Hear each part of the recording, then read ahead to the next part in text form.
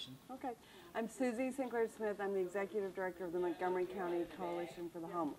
The Montgomery County Coalition for the Homeless was asked by the Montgomery County Department of Health and Human Services to help lead the campaign in Montgomery County. It's a national campaign that's taking place in over 200 communities throughout the country, and the purpose of the campaign is to create 100,000 homes for those individuals who are the most medically vulnerable, those people who are most likely to die on the street but for housing.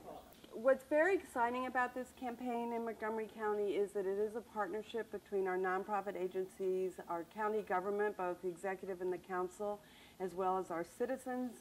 Some of the key agencies who are partnering are our Department of Health and Human Services, our Department of Corrections, our Department of Public Health. So we really are looking at how we can align those services better and cut back on those public costs. My name is Uma Alawali. I'm the Director of the Department of Health and Human Services for Montgomery County. Montgomery County Department of Health and Human Services runs a whole network of homeless programs.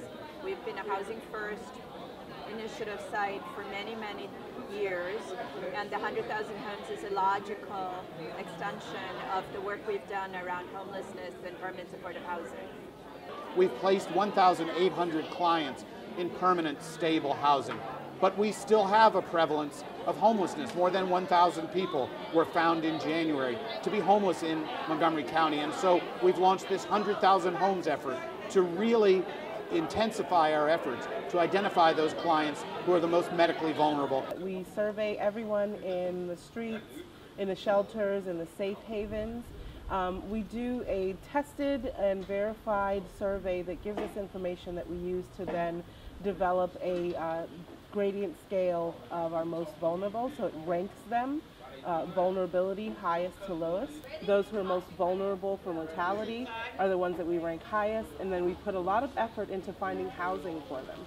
My name is Stacy Spann, and I'm the Executive Director here at Housing Opportunities Commission of Montgomery County. Our involvement more specifically is in working with the county government in particular, as well as some nonprofits, to provide some programmatic support for ending homelessness.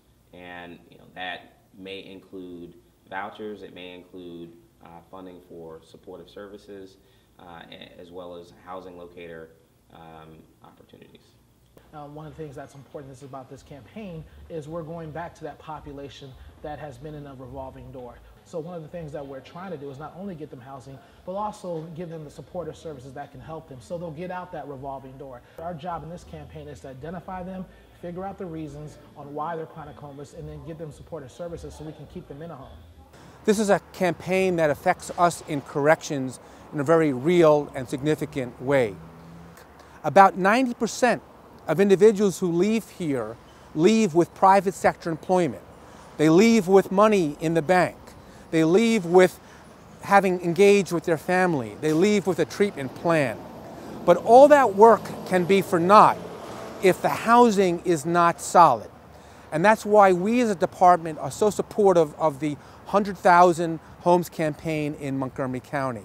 The leading causes of death, actual causes of death in America today, deal with environmental factor and lifestyle factors.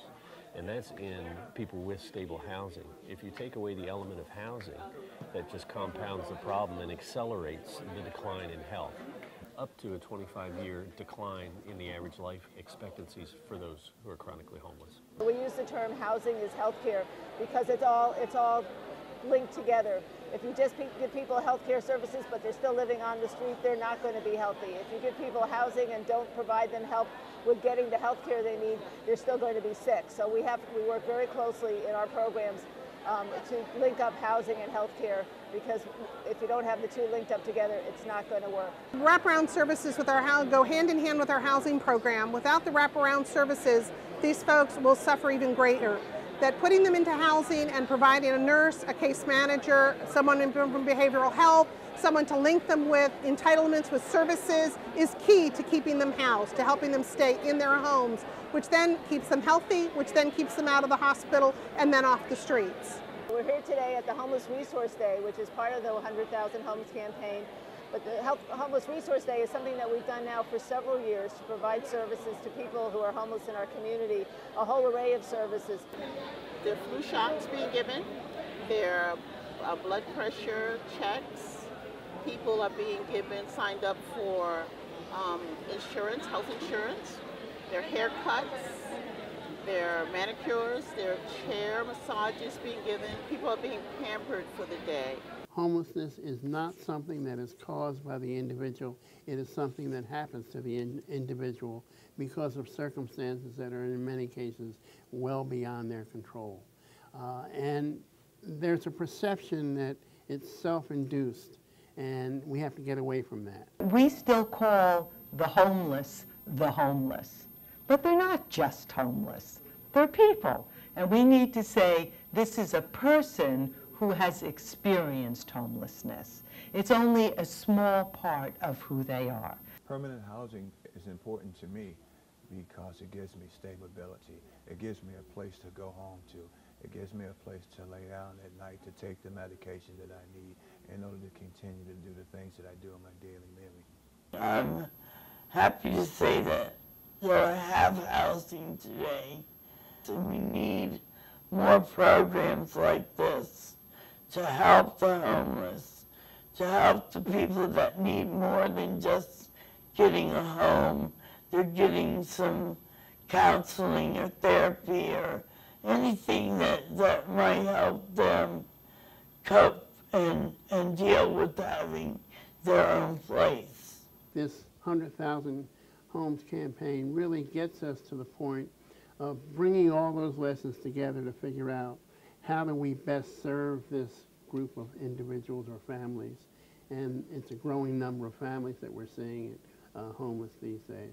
It's really important to understand how expensive it is to have a person that's homeless. For us, since we do provide a lot of that emergency medical care through the county, through the state, it saves us tons of money when it comes to making sure that these people are stabilized, that some of our homeless actually have a home that they can go home to, things that they can do to make sure that they're taking care of themselves, which ultimately saves the taxpayer tons of money. I think it means a great deal for our community as a whole. I think this would we need to emphasize that people in this county overall will benefit from it because we remove some of those people who are on the street who are homeless, we provide the services to those who are homeless. And it also, when you do that in a constructive way, it is probably far more cost efficient to do that rather than to see your fellow human person out on the street suffering. There were over 450 volunteers involved in the efforts for this week. That included committee members, people who prepared for the week, the actual people who went out and did the street count from 4 to 6 in the morning for 3 days, and everybody who's involved here today at the Homeless Resource Day. There's another volunteer effort we're going to be looking for in January when the point in time enumeration happens again. We are always wanting community members to get involved, and it was a big support to the program to see that 450 of our neighbors in Montgomery County came out in support of this effort. But we're always needing more support.